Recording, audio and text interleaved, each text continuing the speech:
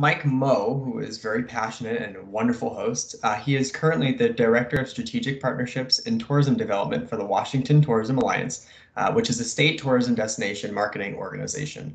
He is born and raised in Washington, and he's worked with the WTA since 2012. He loves sharing his vast array of experiences available in his home state. So without further ado, Mike, take it away.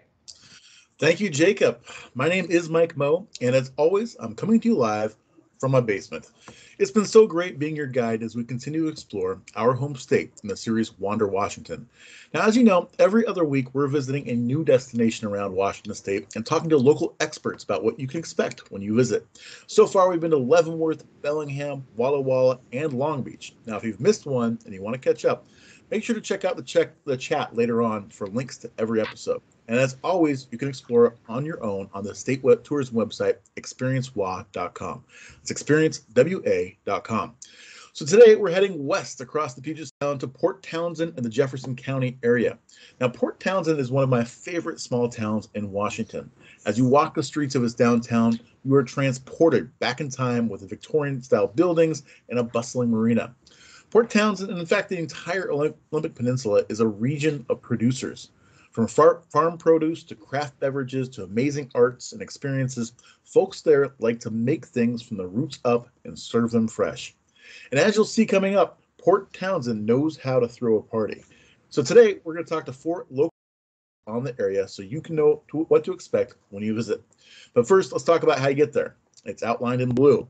You'll just head into Seattle and then take a ferry across to Bainbridge Island.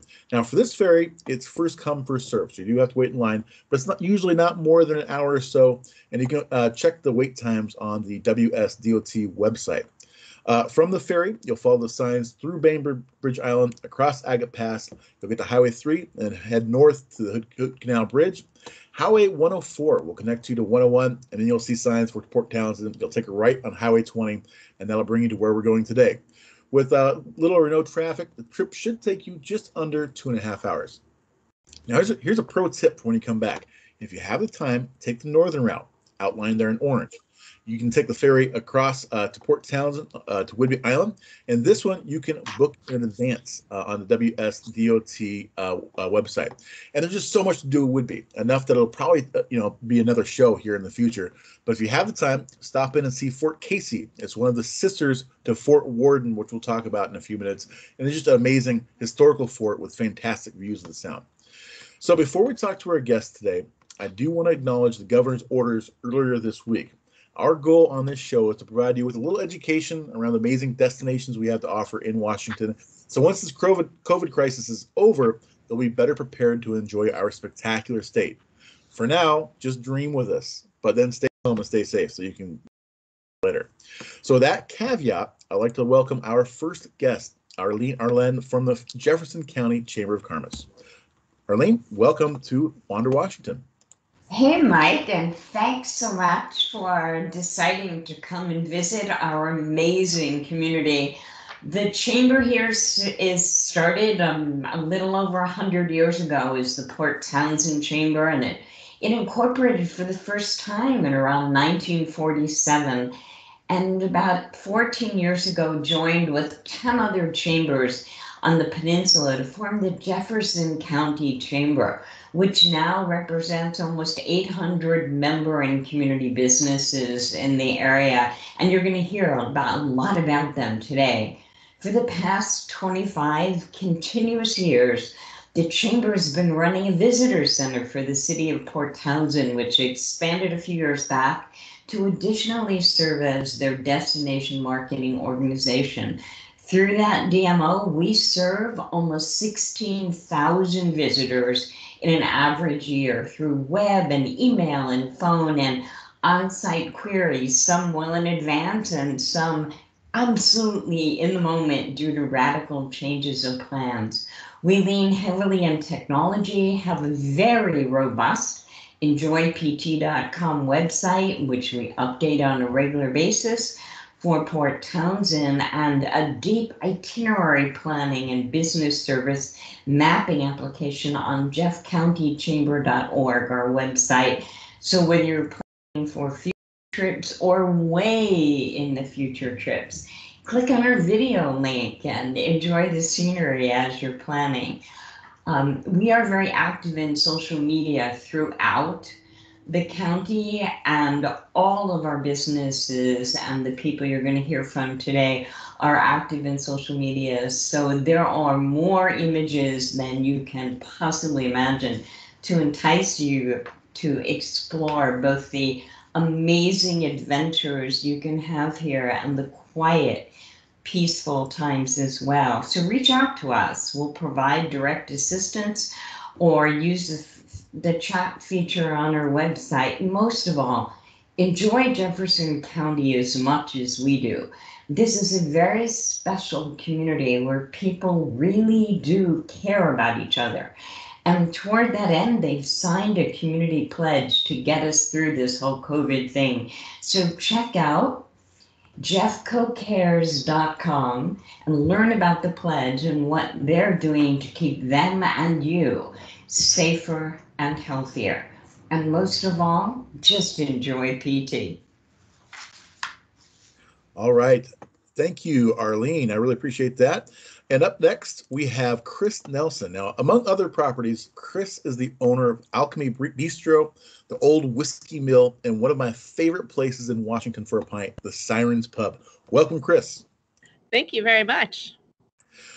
So tell me about what does a visitor experience when they first come into Port Townsend? What's it like? Well, as you drive in, you drop down and you're taken immediately with the mountains. We have the Cascades on one side, the Olympics on the other side, and we're surrounded. We're peninsula, so we're surrounded by water on three sides. So it is breathtaking. You drop in, you see our historic courthouse and the post office and some of the old historic mansions, and then you drop down into the old part of downtown, and it is just a charming historic community. It's about 8 blocks long and 2 blocks wide, filled with old buildings and charming shops.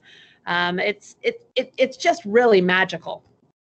That sounds amazing. Now you have an upper portion and a lower portion, right? Tell me about that. That's right. We have Uptown, which was actually designed for the ladies because downtown was for the men. And we used to be a huge shipping community before Seattle existed, actually, was Port Townsend. And this is where all the boats docked. And downtown was where all, the bars and the gruff scene was. And Uptown was actually these charming little shops for ladies. And also Uptown is where a lot of our beautiful historic mansions are as well. We have a business, a couple of blocks of businesses. The one of the original small grocery stores in all of Washington, Aldridge's, is up there, as well as a couple of phenomenal restaurants, Finisterre, and a pub, and some great little local shops. Downtown, of course, is filled with charming small shops, owner-operated restaurants, galleries, bookstores, and the like. Yeah, it seems like you really have a sense of community in Port Townsend. Tell me about what makes the people special in your city.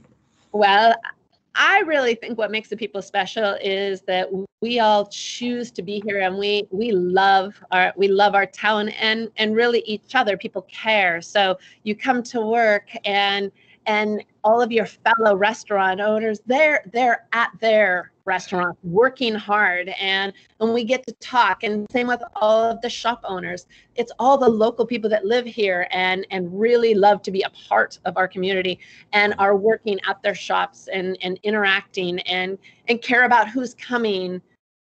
And our community really wanted a heart and a soul to their town and has great pride in their downtown and uptown districts. As well, we have Port Townsend Main Street, and Port Townsend Main Street, where one of the original Main Street communities, is another, besides Chamber, also caring for town. Port Townsend Main Street really gives their all. They're right downtown, and they really take care of the business owners, the buildings, and the community, and making it really feel like the heart of something special. So tell me about Tyler Plaza. We see the pictures here. That's a new plaza. Tyler Plaza is a newly designed space right in the middle of town, where it was an old parking area, and we redid it right on the water with tables and chairs. We continue to make improvements on that. You can get a coffee. It's a place to come and gather. Beautiful in the summer, but also really nice actually in the winter as well. And people have their coats on and they're drinking their coffee and eating, homemade pizza and just really enjoying the middle of our town. So now you mentioned the wintertime. This year is going to be a little different, but what are the holidays like in Port Townsend? Well, it is winter, so I'll start with winter holidays. So this holiday, I think, like every year, Main Street puts up lights in all of the trees, so they're all wrapped with lights, and we put lights around the buildings and in the windows and in the shops, and we have a Christmas tree, and so it feels really, really magical. I hope that the travel ban will be lifted so that anyone could come out and experience that. We actually continue to have our trees wrapped in the magical feel through the winter. And again, you can come and check out all of the shops and buy some neat and unusual things. It just is like a magical wonderland here in the winter. And in the summer, it's literally stunning. It's sunshine and lots of tables and chairs on the sidewalks and wide sidewalks to walk around and enjoy yourself. Great. Well, so tell me about your properties. I mean, Sirens Pub is literally one of my favorite places, in the world, really, to have a drink. Well, thank you. So Sirens, again, I feel like the steward of Sirens, even though it's 20 years. And Sirens is really the locals pub, and really everybody that goes and visits feels like they got to join a part of something special. It's in one of the old Victorian buildings on the top floor with a deck over the water, so it has a really sweeping view. You can stare at the boats, the kayakers, and of course we make all of our food. It's pub fare, but it's all from scratch. We use a lot of the local seafood and fare, as well as we always make sure that we have all of our local breweries, distilleries, cideries represented, so that we have that link. Other restaurants I have, Alchemy Bistro.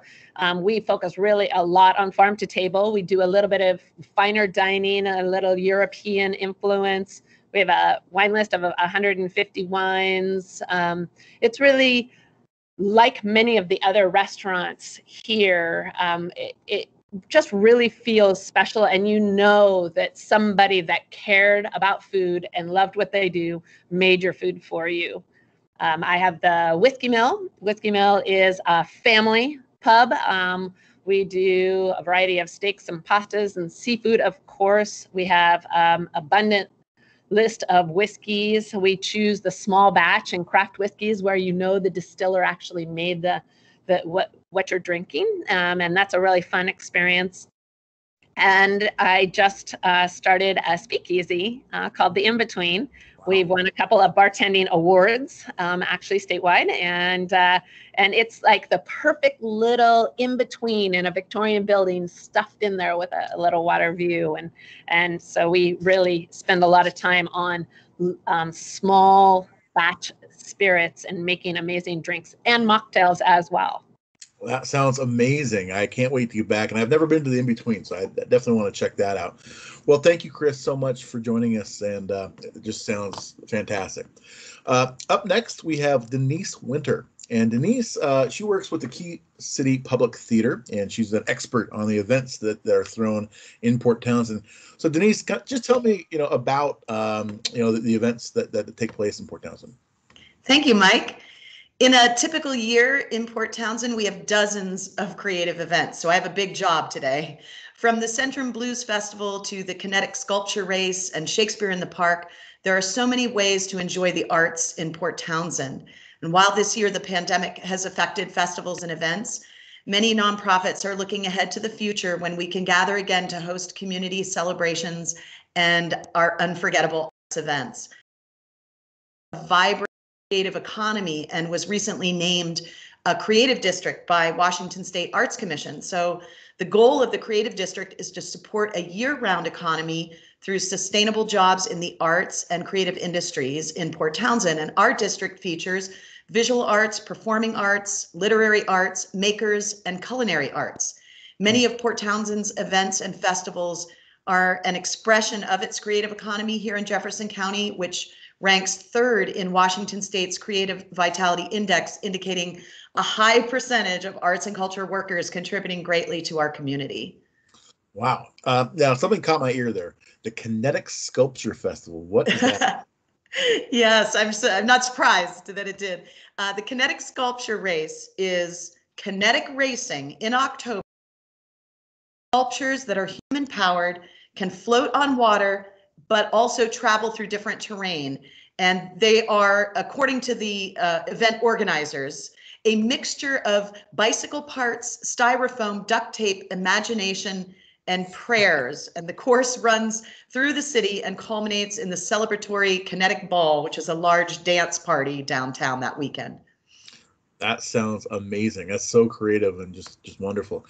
Okay, now I've heard of another festival. I think it's pretty new. It's called Thing. Tell me about that.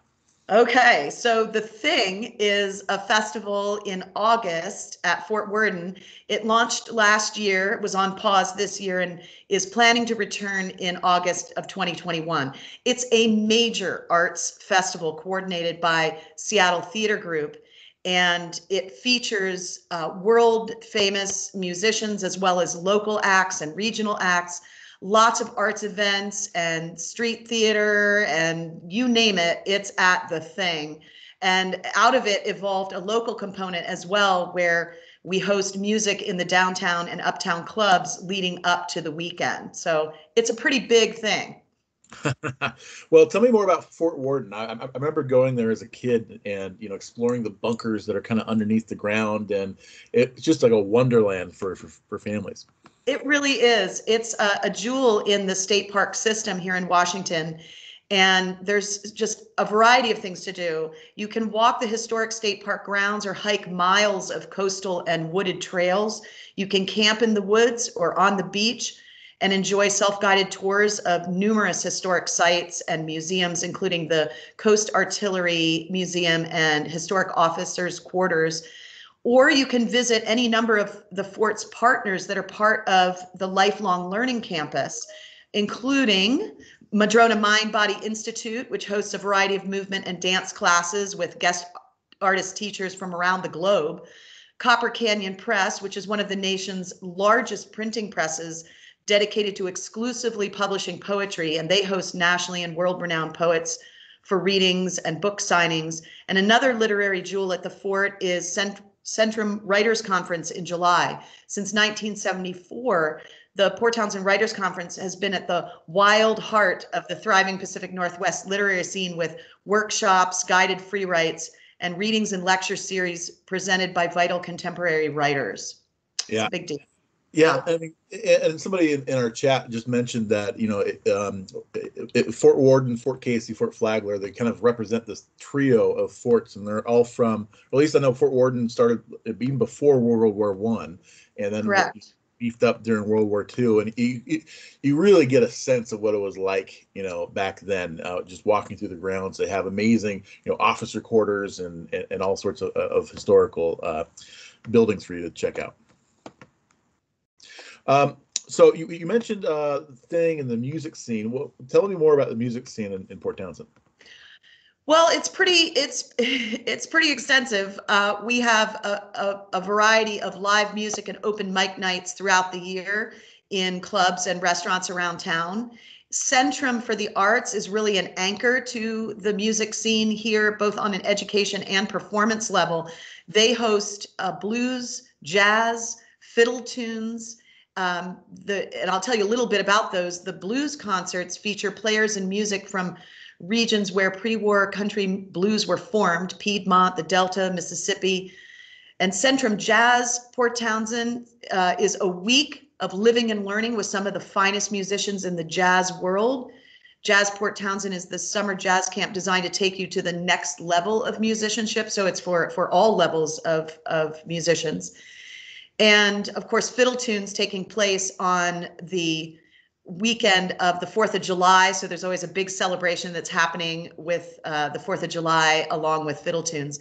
And then Main Street program offers concerts on the dock, which are free outdoor shows featuring local and regional musicians performing at a waterfront setting with an outdoor beer, wine, and cider garden and food vendors and dancing. And these are free every week in July and August. And their Uptown Street Fair also features live music, arts, and crafts in mid-August. So there's always something going on with music in Port Townsend.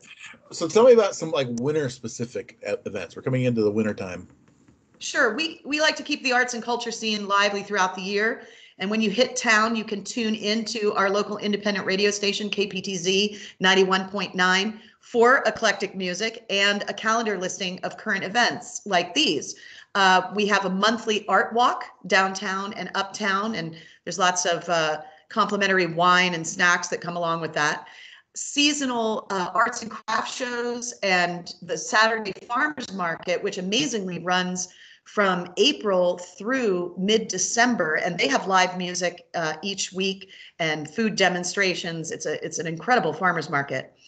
The Jefferson County Art and History Museum offers rotating exhibits, historic walking tours, and you can explore an old jail in the basement of historic City Hall. So that's open year round. In January, we host Strange Brew Fest, a celebration of craft beers of every description. And in May, as we grow a little closer to the summer, the Port Townsend Wearable Art Show, a runway-style fashion show with the most artistic creations you can possibly imagine, and the Rhododendron Festival, which is a grand parade and related family events to kick off the summer. And as we roll into early summer, you can experience the Pacific Northwest's immersive steampunk festival, appropriately set in one of the 3 U.S. Victorian seaports, or jump on the water or cheer from the shore our Race to Alaska in June, an annual 750-mile adventure race from Port Townsend up the Inside Passage to Ketchikan, Alaska, where any form of boat is allowed so long as it has no motors, with a record time of 4 days set in 2016. That actually sounds fairly fast. That's pretty impressive. Yeah. Cool. So tell me about Key City Public Theater and the events that you host. Sure. Key City Public Theater is the Olympic Peninsula's premier professional regional theater and the downtown performing arts center in Port Townsend's newly designated creative district. We are a home for captivating performances, including a nationally recognized New Works Festival, Shakespeare in the Park in our city's picturesque Chetzemoka Park. We offer 5 main stage shows throughout the year, including world premieres and classic plays and musicals, as well as dinner theater in partnership with our local restaurant, Alchemy Bistro and Wine Bar, whose culinary team creates a themed menu to match the commissioned plays by local writers. Cool. We also have a professional training camp in the summer for young people. Great. Well, thank you so much, Denise. I really appreciate your time and your passion for the events. It just makes us want to go there for sure. Up next, we have Christy Kistler. She comes from Finn River Farm and Cidery. Welcome, Christy. Hi, welcome. Thank you so much. It's good to be here. Well, thank you. Now, I know that, like I said in our intro, the Olympic Peninsula is just a region of producers. Tell me about the farming community in your area. Yeah, well, when you come out to the Olympic Peninsula, you have this experience of really moving through kind of ecosystems and landscapes, and you cross the Hood Canal Bridge, pass through the forest, and then you enter these verdant agricultural valleys that sort of lead you out to the end of the road where Port Townsend is. And so through those valleys, you'll see a lot of historic dairy land that's been converted over the last several decades into a lot of diversified small farms, many of which have farm stands and welcome you to stop in and purchase direct from the farm. Cool. Now, what kind of, what kind of products are generally grown in your area? Yeah, well, the Olympic Peninsula, it's such an abundant landscape, and so everything from all of the sort of bounty of the sea that is available through shellfish and fish, wild foraged foods like mushrooms, and then grown on the farms, a whole array of sort of seasonally variable fruits and vegetables, a lot of kind of small scale meat operations, and a lot of value added products. There's some slides here showcasing our farmers markets. So when you come to our really vibrant local farmers markets, including the Port Townsend market on Saturdays and the Chimicum market on summer Sundays, you'll see things like local sauerkraut and kimchi, local jams, local sweets and baked goods. So, really, it's a wonderful place to eat, and we're putting a lot of work with our restaurant community and our farm community to develop Olympic Peninsula cuisine. Cool. And somebody in the chat just said cider, cider, cider. I know that we'll get to that in a second. Thank you. So tell us about the beverage community in your area.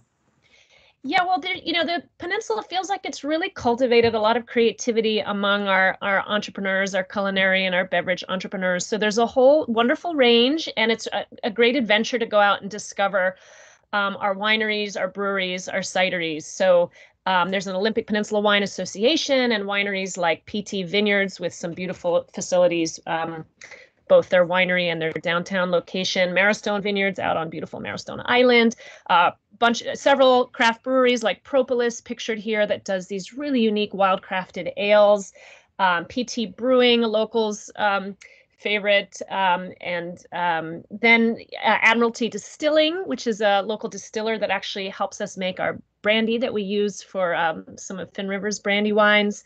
Wilderby, that does a local mead. Two other cideries, Alpenfire and Eagle Mount. So many of these folks, or maybe all of them, have tasting rooms where you can go visit directly. Often you'll be talking to the vintner or the brewer, the fermenter when you go to these places. And I think get a really unique set of experiences. I feel like maybe because we're out on the wild edge here, there's been a lot of experimentation and creativity. Yeah, absolutely. Now tell me about Finn River. I must admit that I go there quite often, at least a few times a year. I love it there. So tell me about what can people expect in Finn River, and tell us about the history of your property. Two Well, Finn River emerged first out of our family farm. I didn't mention this before, but Finn and River were the two. My son is River, and our neighbor's son was Finnegan, and we named the farm after the two boys. And the intention was to create a family farm that would sort of sustain our own livelihoods. But we realized pretty soon that our mission was really to reconnect people to the land that sustains us, and to help create opportunities for folks to connect directly to the source of their food and drink. So starting 10 years ago, we started fermenting hard cider. It was a bit of a whim, I will confess, but turned very quickly into kind of being on the front edge of the hard cider revival in the United States. We got a lot of support from the Pacific Northwest beverage community. There's a lot of adventurous drinkers around here.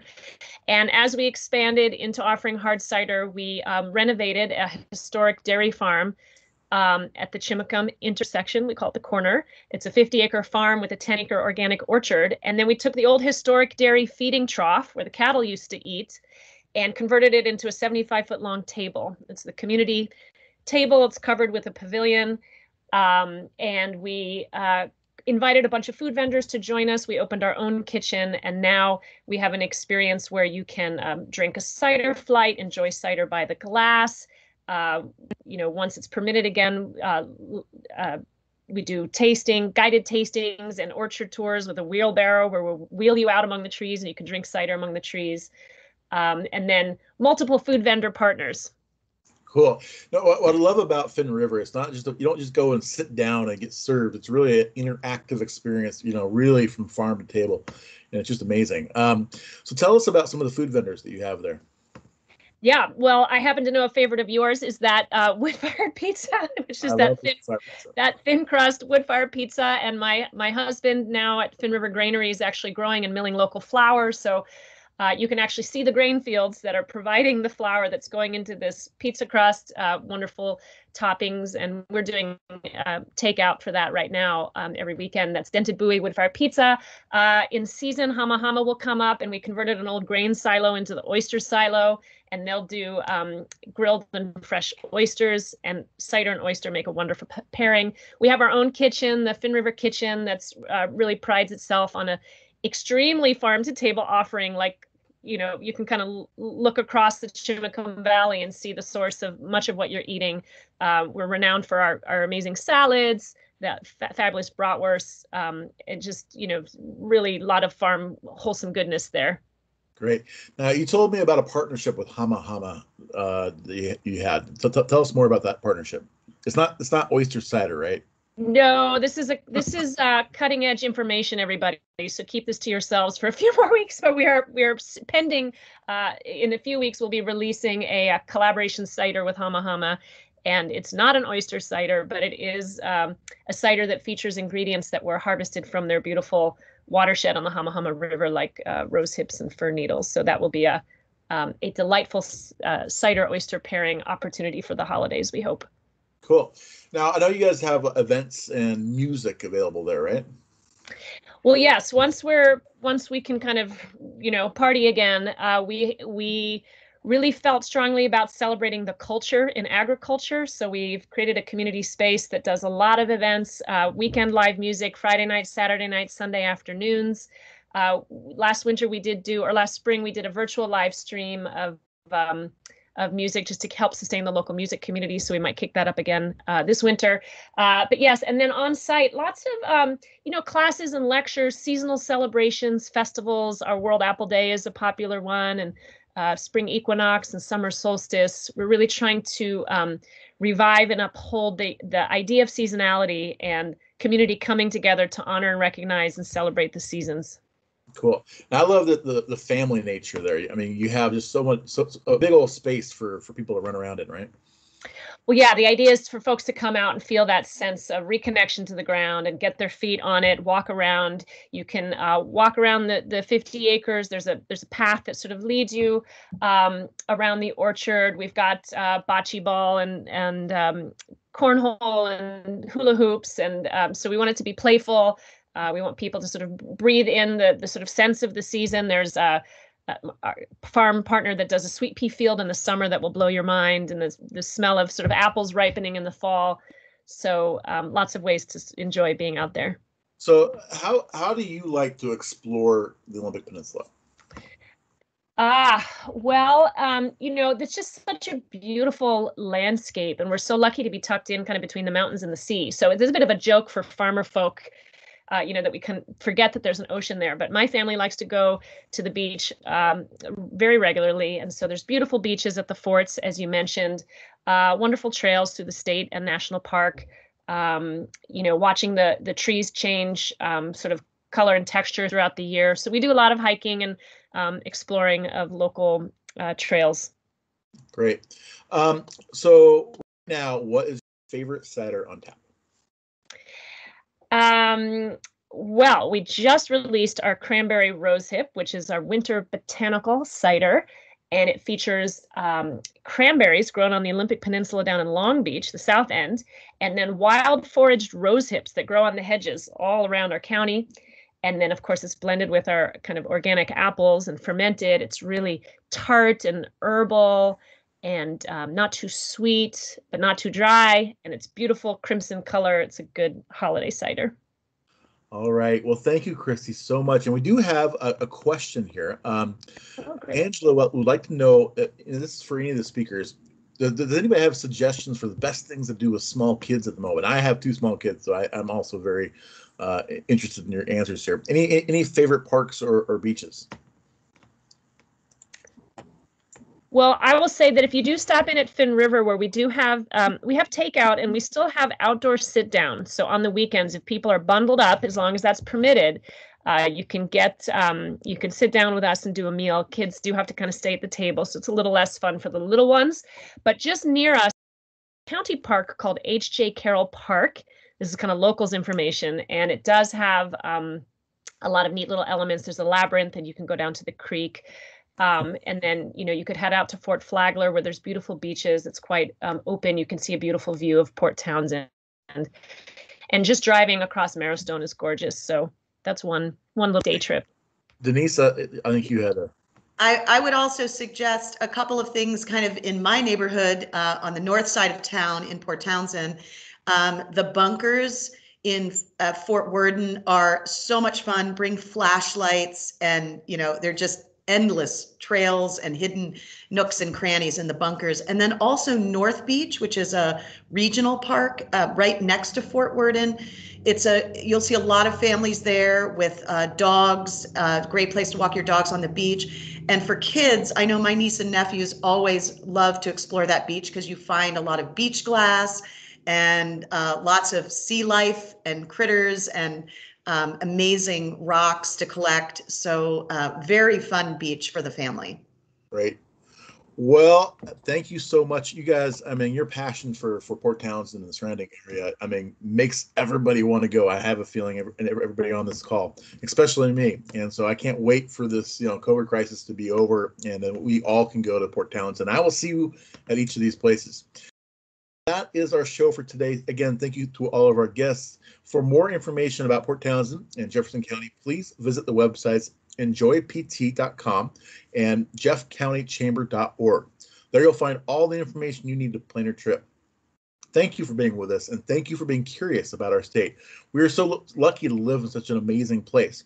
I hope you take advantage and explore on your own. Now, in 2 weeks, we're heading to the Columbia River Gorge. We're going south, and I hope you join us. In the meantime, don't forget to check out the state tourism website, experiencewa.com. And we will see you next time. Thank you so much, everybody.